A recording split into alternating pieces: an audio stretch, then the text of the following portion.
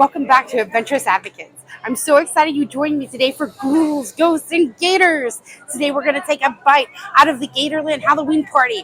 Come on, let's watch some shows, let's see some fun gators, let's have some up-close and personal encounters, and have some spooky fun. Let's have an adventure. So Gatorland is absolutely dedicated to make sure that everyone gets to have a great experience when they come here. So much so that when they created their zip line, they knew they wanted to let people who are in wheelchairs be able to take part as well. So they created the Gator Gauntlet, which is a one and done zip line where they actually designed a hoist and a system that's able to get them out of the chair and let them take part in the zip line. That is incredible. Yeah, and as far as we know, it's the only one in the country that does that. Like we kind of came up with that. That is amazing. That is some serious advocacy right there. Yeah, absolutely. Awesome. Yes. So you were also telling me that when you designed the Monster Museum, that you had a lot of, a special place in your heart for individuals with autism, and that you made some special accommodations. Can you tell me about that? Well, first off, if we have guests with autism and they let us know, I happily take them through without any characters, without any impacts, and they can go through at their own pace, look at everything, take pictures with things, and I'll explain everything to them. And then at the halfway point, there's an exit where I'll just escort them out and they can avoid all of the scares and everything that kind of happen at the end of the show. So we felt like that was important to us. Also, for to make it more wheelchair accessible, I made sure it was 40 inches all the way through. So there's plenty of room to be able to turn around, see things, navigate corners, that sort of thing. Let's look at all the amazing things the Gatorland's offering during their Halloween party. One thing I would like to say is they don't put times of the shows, and often a lot of their offerings are only during specific times. And so that is one of the little tricky things to navigate during this party, but they do have some incredible offerings and a wide variety of things. If you love fun theming and Halloween decorations and spooky things, this party is absolutely for you. You never would know that they had been recovering from Hurricane Ian or that they had gotten so severely flooded or been impacted as much as they were because they were shut down for 2 weeks. And when they came back, everything is decorated to the nines. Somebody went out of their way to give this a spooky feel.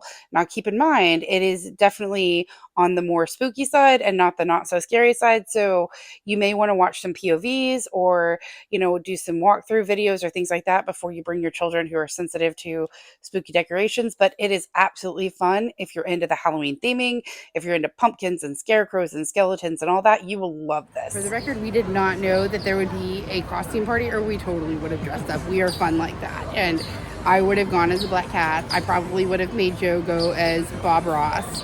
And Chloe's got like a Cinderella outfit, and Bubba, we're gonna have to find a new costume. He didn't much enjoy his costume this year, but we got him a really fun pumpkin shirt that has a pumpkin face on it, and we probably spray paint his hair green or something fun like that. Anyway, so just so you know, had we known about it, we totally would have participated. All right, so first we have the Bride of Frankenstein. You who are looking beautiful, go grab your candy. Just like that. Now next we have this beautiful scarecrow. She's a floral scarecrow, making sure to protect her flowers. Looking good, feeling gorgeous. Thank you. Go and get your candy. I don't think this guy needs an introduction. We have Frankenstein. King Kong! King Kong! It's King Kong. You get yourself some candy. The costume parade is 100% where Gatorland could do better about advocacy and accommodating the special needs community and considering those with cognitive issues. When you come to this event, you'll be expected to stand in line, approach the MC, do a socially expected behavior and communication, and then continue on to retrieve your candy from individuals in costume. What I found and what I saw was that children who had cognitive issues, which I think with my children having autism, I'm easily able to spot, where workers who don't have the training or experience with individuals with cognitive issues may not notice. But it was very difficult for some of the children to stand in line. And when they reached the MC, there were a few children who had difficulty engaging in the socially expected behaviors or having the socially expected social interactions before retrieving their candy. And there was, unfortunately, some very inappropriate jokes made. I know they thought they were just being funny. I understand that they thought these were neurotypical children just acting differently than they expected or not interacting when they felt they should have. But there should never be jokes cracked at children's expense when they can't engage in a socially expected or socially established communication after they just had difficulty standing in line. They were doing the best they could to participate. I'm going to edit out the meltdowns and the tears and things like that because I don't think it's fair to the special needs community for me to include those things. But I absolutely hope in the future that Gatorland changes the way that they do this and makes it more accessible for those with cognitive issues. Their auditorium where they do the Legends show doesn't actually have any pull-ins for ECVs. It has some kind of flat areas where it's clear they kind of think you're going to pull in sideways, but it doesn't have any cutout seating for the backing in. So unless you pull in sideways, you will be sticking out in the row or not really have a place to park. They may assume that you're going to be in the walkway when you first enter and just park on either side of that. But if there's multiple people with ECVs or wheelchairs, it's going to be difficult to find a place if someone can't transfer, things like that. So that is one thing to keep in mind in the Legends auditorium. For the Legends show, they offer you the chance to have your child take a picture with a gator. They can sit directly on the gator's back. Adults are asked to stay on their knees so that they don't put the full weight of their body on the gator, but you can pay a little extra and have your picture taken with a gator. The hands-on stuff, I gotta tell you a little bit of history about why we do this here. Alligators been on this earth for over 75 million years, so they're like the modern-day dinosaurs. Now, the first people that actually encountered them in the state of Florida were the Seminole Native Americans back in the 1700s. And they're the ones that came up with all the handling styles and techniques used to catch alligators on a day-to-day basis as a part of the lifestyle and culture. And after them came along the settlers and cowboys. That's where a lot of problems started because, you know, they had all their cows with them, and those cows get thirsty, go to get a drink of water, and they get eaten by alligators. So the cowboys actually adopted the Seminole Indian technique. They would jump in the water, find the gator, grab it, hold it tight, and let their cows get a drink. And once they were done, they'd set it free. Unfortunately, a lot of people caught on to those techniques, and they started using them for poaching. They got really bad. So what I'm doing is basically trying to see how much energy he has before I just jump on his back, because that's where all the teeth are, you know, and it's not really something you want to rush. But let's see. There's a noise that y'all can make. It's the same noise that a baby alligator uses to call over its mom. It sounds like this. Oh, Jay.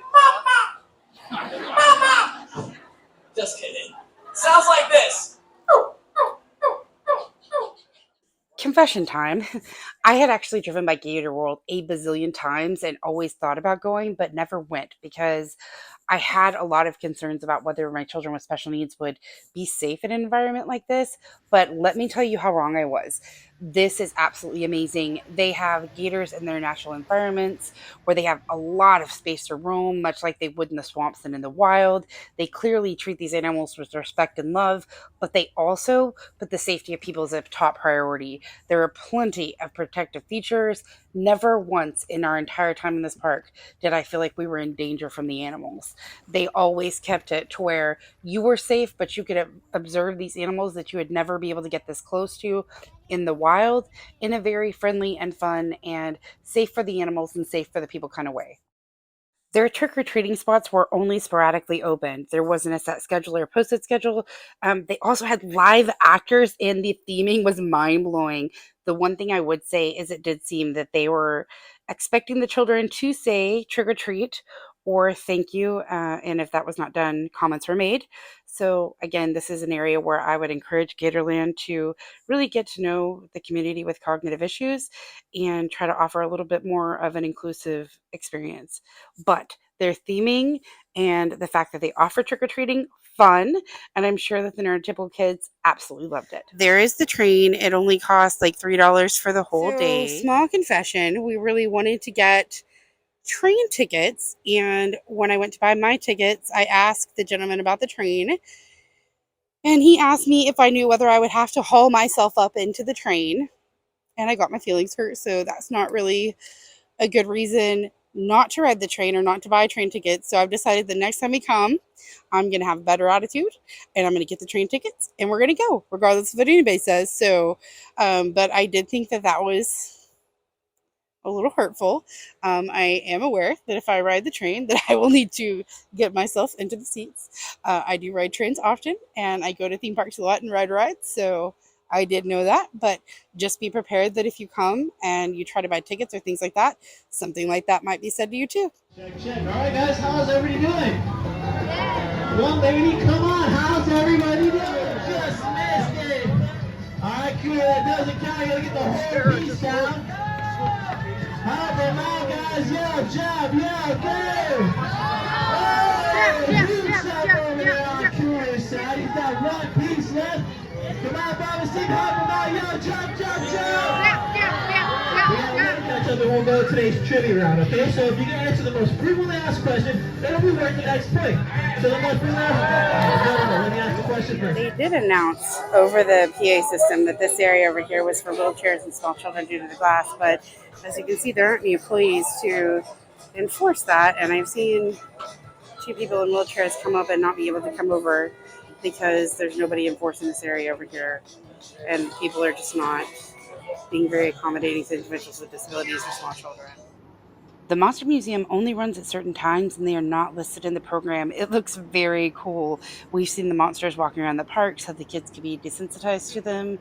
The theming on this looks on point. If you're into haunted houses and spooks and scares, I think this actually might be a really cool event. We missed it. They did offer the opportunity to let us walk through without the monsters, but honestly, my kids were just hot and kind of ready for the Jumparoo show, so we passed on this. But I absolutely think that it would be worth going through if you were here with your family. The petting zoo is not open today, but it actually looks really fun. You can meet some capybaras. That looks so fun. I may have to come back and do that one. Prior to coming today, I had no idea about the variety of animals that Gatorland offered. They have macaws, a wide variety of poisonous snakes, ocelots, and so much more. You can even feed budgie birds here. It's mind-blowing how cool this is. And they offer educational information about every single species they have. So this really is a zoo and an animal park, and it's so fun. This is as close as we're going to be able to get since they were not letting us up there. So anyway, just wanted to give people the benefit of the doubt. I'm going to choose to believe that he misunderstood and that he maybe thought we wanted to film up there, and he didn't understand that I was just going to pay my money and roll up and hold the snake while somebody filmed from the side. I'm not exactly sure whether there was a miscommunication or whether he just legit didn't want me up there. So just to be fair, I'm going to put out there that it could have been a miscommunication. Another quick thing I want to tell you is that the food at Pearls Smokehouse was absolutely delicious. It was so yummy. And they have so many ways to customize it, so many options, unique combinations, that it was great. If you have breathing issues or an oxygen tank, they do allow smoking right next to the ordering center and right next to the bathroom right there. So you may want to plan ahead to have somebody go order for you and bring the food across. They have a sitting area all the way across. It's a little more out in the sun. And then they have a covered sitting area, and you may want to do the outside sitting area to avoid exposure to the smoke if you have any kind of breathing issues. But that place is actually very reasonably priced. For a family of four, it was under $60, and it was delicious. I absolutely loved it. I was so full I couldn't finish it. Really good food, really fun theming. If you're into fun photo spots, they have several. From the Grim Reaper to pumpkins you can pop out of. They have lots of great places to take fun pictures for your Instagram or Facebook. So this place was flooded and extremely damaged and hurricane even. So they are very appreciative of every person that comes and every dollar spent. So if you want to support local organizations, or if you want to donate to somewhere that is really going to need it because they were closed for 2 weeks and now they're trying to recoup those losses and things like that, this is a good place to choose. I wish I would have come across the playground and splash pad before the end of our trip, because this is a hidden gem. These look really fun and my kids would have loved it. As we talked about earlier in this video, they do have zip lining, which is inclusive of individuals with wheelchairs. They didn't actually have the wheelchair access open on the day of this party. I believe it was because they're still fixing a few things after Ian, but this looks like an incredible experience. It is one of the few places in the world, if not the only place in the world, where you can zip line right over Gators. Pretty sure that's where the boats go out, and if you've seen how many gators are in here, you are driving among quite a few gators. But that's where the amphibious vehicle goes out and drives along the lake so you can see the gators up close. If you're a homeschool family or somebody who's looking to teach their kids about gator safety because you're a Floridian or things like that, you absolutely want to come check out all of their educational signs. They have cool information about the first gator wrestler, all sorts of details about the various gators from around the world, and so much more. They also talk about their conservation efforts and the conservation efforts globally to protect and to propagate the alligator and crocodile species. You guys know that after I talked to Sir Dan, I felt so much better about the advocacy issues and the ableism that I did see, because his reassurance and his attitude towards special needs and everything that he told me just made me feel better about the whole experience and the things I'd seen and the ability for you guys to adventure bravely going forward. My favorite part was my favorite part was just being at Gatorland for the first time, and also the little Gator show. Oh yeah? Yeah. Which Gator show was your favorite? The second one. The second one? It Which was- one was that? That was the one where the Gator was wily and is trying to run away from the. Oh, the Legends show. Oh, that's awesome. And the Gator was trying to run from the professional. It was really funny, wasn't it? Yeah. That show made me laugh. Well, our spooky adventure has come to an end, but that's okay because today we have engaged in advocacy that's bettered this park for all the special needs people trying to attend this party. And that's what this channel is all about, reaching out to organizations and reaching out to groups and helping it be more accessible for all those who have unique needs. And I'm so excited you're here to take this journey with me. I've also had a lot of fun at this party. They have some incredible shows. They also have some absolutely terrifying but fun alligators and animals. And I can't wait to see what our next adventure holds. So hit the like, subscribe, and notification bell. And until next time, stay adventurous.